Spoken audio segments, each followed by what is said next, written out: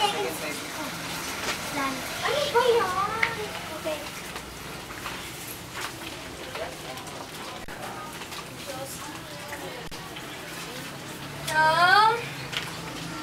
Asan ka po? Anak, gising ka na pala. Agahan ka na at maraming tao ngayon ng sa simbahan. Madali ka na para makapagbenta ka na ng sampagita. Sige po, gusto mo magtulungan kita dyan? Nga anak, sayang kita sa sampagita. Huwag mo na akong alalahanin. Sige po, magbilis na po ako. Josie? Mamamalengke ka ba ngayon? Meron ako kitang tindang kangkong. Naku, baka naman mahal yan, Fe. Hindi naman, 20 pesos lang para sa'yo isang plastic. Sariwa ba? Oh, eto oh. Aling Josie, singin po. Ay, nasa loob. Silipin mo na lang. Salamat po.